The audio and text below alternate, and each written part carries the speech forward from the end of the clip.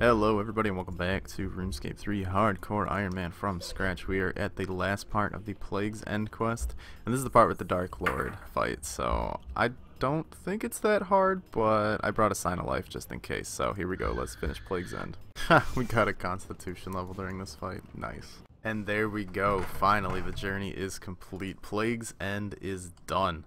We got ourselves a ton of stuff, so 10 XP lamps, each worth 50,000 XP, so we're going to jump up 500,000 XP instantly here, and we are going to get an agility level at least. I'm sure there's some other skills that we are going to get levels in, of course. I mean, 50,000 XP is pretty hefty, especially since most of my skills are in the 70s. Actually, all of these are 75, so let's see. What levels did we get? Okay, we got a lot. We got 77 agility, 76 crafting, 80 woodcutting, and that is it. 500,000 experience, and we now have access to Prifness, so let's go check it out. So the first thing we have to do in Prif, obviously, is activate the lodestone, so we can teleport here now. And the really nice thing about having a lodestone here is whenever I want to bank, I can teleport right here to the lodestone. Whenever I want to use the Grand Exchange, I can... Wait a minute, never mind on that one. But still, yeah, bank really close to the lodestone, super nice. We got the exoskeleton outfit, which is kind of useless at this point since I'm already 99 thieving. But yeah, another thing that's really worth noting is since I'm 99 thieving and I have the thieving cape, they made an update just a few days ago.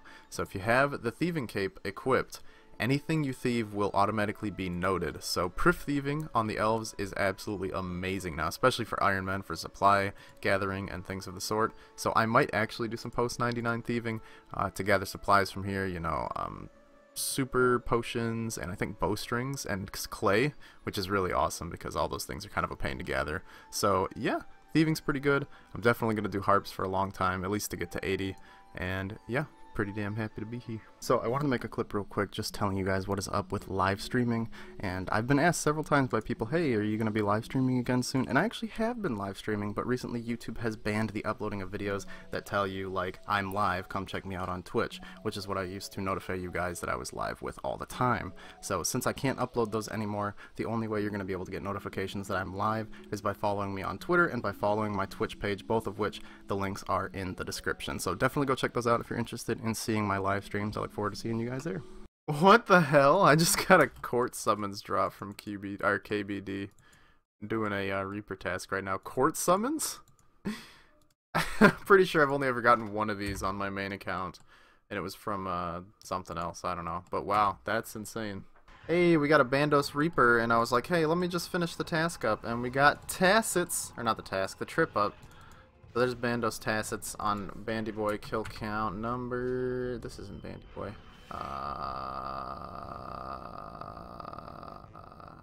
I'm having a stroke. Okay, so we got a Reaper task for Commander Zilliana. Never done this boss before on the hardcore, and we're using Mage, and maybe I'll try and kite her around the room, because she does a lot of damage. So yeah, let's see if we can get any drops. Alright, there's the Zilliana Reaper task done. 10 kills at Zilliana. We didn't get shit. Also, she's a total pain in the ass to kite. Oh my god. 0 out of 10 would not recommend. So it's half an hour, which means I pretty much have to do agility if I want to be decently efficient.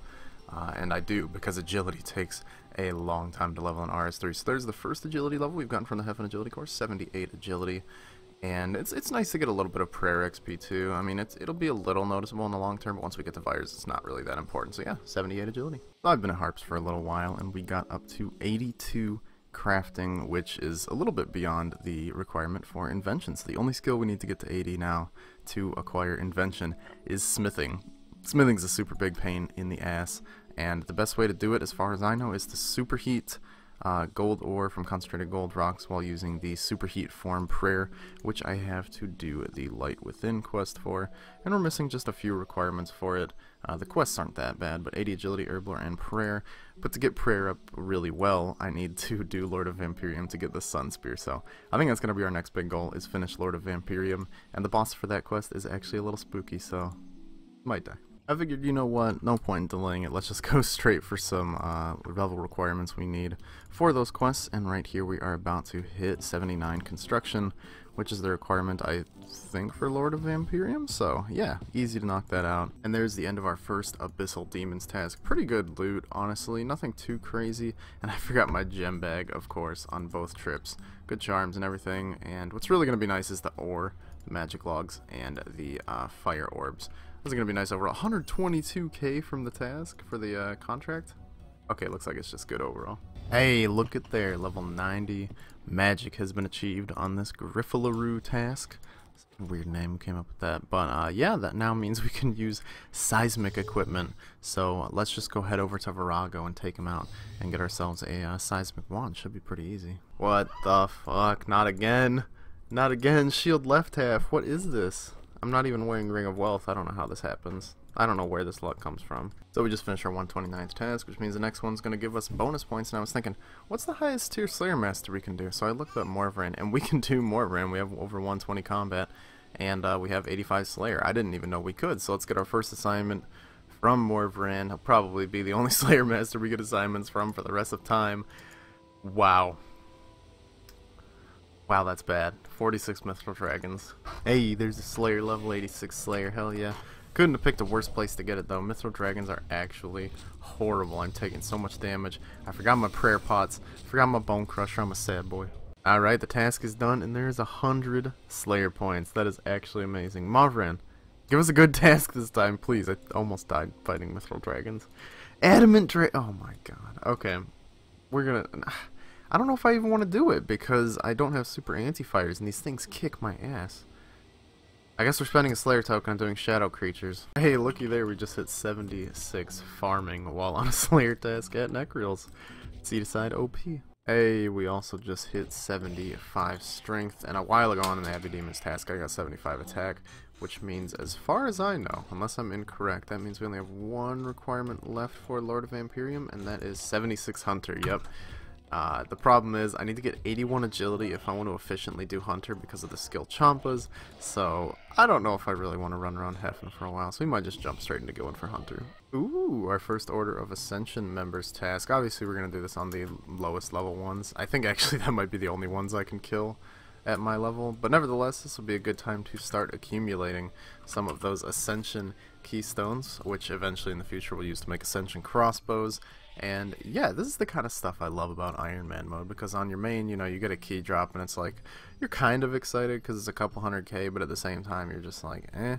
But on Ironman, it's like a roll on the drop table for the Ascension pieces. So, ooh, check it out, it's about to happen. There's level 80 ranged. I don't think, I mean, that doesn't mean anything. It means we can use some tier 80 crossbows, but I don't think we're ever going to get a tier 80 bow. Maybe the Royal Crossbow if I decide to farm QBD at some point, but other than that, yeah, 80 range. Still no keystones though. We're almost done with this task without a keystone, so we've been a bit unlucky in that regard. But other than that, they're decent XP, I guess. Though I've been doing Hunter for longer than I can count, because it's actually been like 7-ish hours or something like that. It's been a long time. There's 7600. We don't even get a level up sound. I don't know why that didn't play. That's really weird.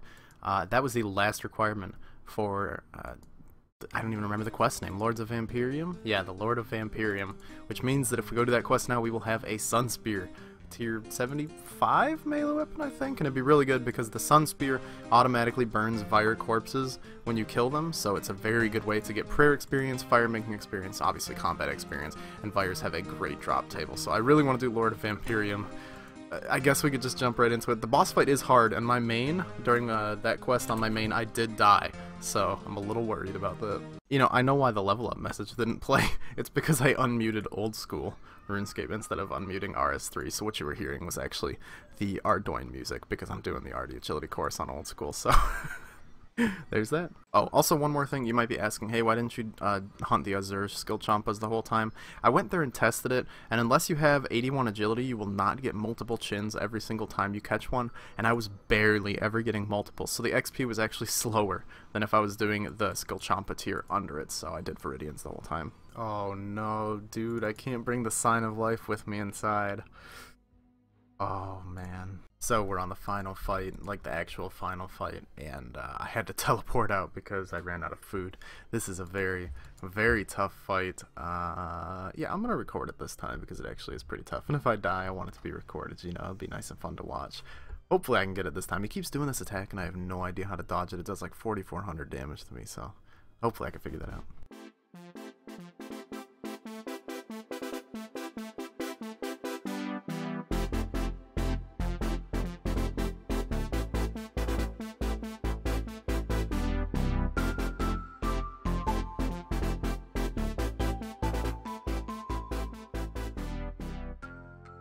Hey, there we go. It looks like we actually won.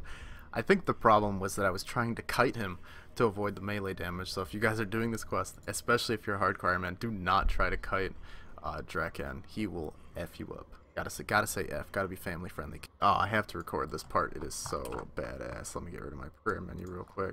Watch this. You guys ready? Oh my god, so much dialogue. Oh my god. Whew. That was sick. So there we go, the Lord of Vampyrium is complete, and we're still alive somehow. That's I thought this was going to cost me a little bit more than that, but here we go. 75,000 construction XP, 50,000 XP in Hunter and Slayer, plus the Sun Spear, which is, yep, a tier 75 melee weapon that instantly burns the corpses of vampyre, which I'm super excited to try out. A bunch of other stuff that doesn't matter, and probably the second best reward of this quest, the Tome of Experience 4th edition, which gives 75,000 XP in whatever skill I choose. Not once, not twice, you know, okay, you guys already know, it does it 3 times. So there is, what, 225,000 Herblore XP, which bumped us up 2 levels, up to 78. Any new potions we can make that are decent? Yeah, not really. The Enhanced Luck Potion is okay, but probably not worth making at all. The real Herblore level we're going for is 85 to make Super Anti-Fires, which is going to help so much. But yeah, there's the quest. There's the Sun Spear. I think that we should go try out the Sun Spear and see how good it is, and see if we can get a little bit of prayer XP, because I said I need to get up to 80 prayer to do the Light Within, so that we can unlock Invention. So I've been killing some virus using the Sun Spear. We got 276 prayer, and I think I've reached my consensus on it. Kinda sucks. It's not that good because it's one-handed.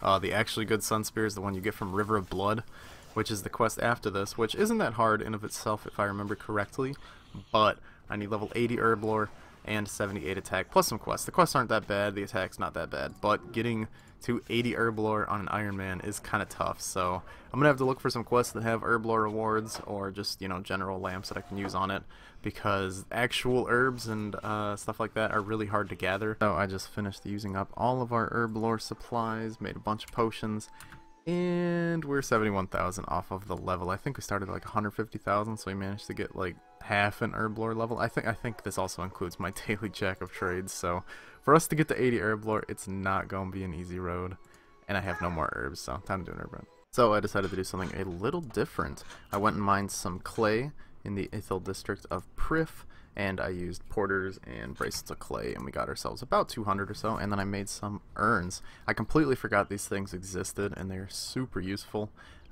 They basically give you 20% more experience on whatever you're doing, so it's going to be great for things like fishing that are pretty slow, and things like farming that you can only do once a day. I think the skills that it's actually going to be useful for, that I'll probably make urns for on the way to 99, is definitely Hunter. Hunter's kind of a pain. Actually, I really should have made those urns before I did that Hunter grind. It actually would have saved me probably an hour and a half or 2 hours. So Hunter for sure. Fishing, maybe cooking, probably not cooking. And farming. I'm sure there are more that are useful. Oh, yeah, actually, they have infernal urns for prayer, and this will help me get to 80 before I get my upgraded Sun Spear. And when I do Abbey Demon Slayer tasks, it'll automatically bury the ashes and then give me basically like double experience once the urn is teleported. So, yep, I think I might go mine some more clay because these things are going to be really damn good. So something that happens to me a lot, and I'm sure it happens to some of you guys too, is I'll finish doing something like an herb run or a farm run or finish a Slayer task, and then I'll want to go do something else, but I'm not sure what, so I'll sit at the bank wasting time for a couple minutes. And I want to be efficient. I want to be doing something during that time. So I looked at our Slayer points, and we had a bit over 600. So I figured it'd be the perfect time to unlock the ability to craft broad arrows. And the reason I've done this is because I've been stockpiling these broad arrow supplies for so long. I have almost 400,000 headless arrows, and I have almost 400,000 broad arrowheads. So if you don't know, this is the best way to level fletching on an Iron Man. You buy the broad arrowheads and feathers over time from shops once a day, and they stack up a lot, as you can see. And every time you fletch 15 of these, you get yourself 225 fletching experience, so it's probably the best method for Iron Man to fletch. You can get about 500,000 XP per hour. So just whenever I don't know what I'm going to do or I'm bored, I'm going to be fletching these. And I think we have enough bank to get ourselves well into the 90s of fletching. We could probably get up to like 8 million total fletching experience from these. I might be completely off with my calculations, but yeah, It's going to take a while to use these, but we'll get a pretty high fleshing level from them. And so I think I'm going to end the episode off here, guys. Don't mind my incredible fashion scape. I'm actually a fashion designer now. So here are the stats for the video. We played 24 hours in this part and gained just over 6.4 million total experience. Plus, the bank value has gone up by 4 mil to approximately 176.6 mil. That bank value, I think, is going to drop significantly as I start crafting these broad arrows. I've made 20,000 of them, which has already probably caused the bank value to drop a lot, since broad arrowheads on the GE are worth like 70 something GP each. So yeah, you'll see the bank value dropping a lot as I'm making these, but nevertheless, it's not too big of a deal. Made it to Prif. Feels amazing, man. And yeah, thanks for watching the video, guys. I will see you in the next one. Goodbye.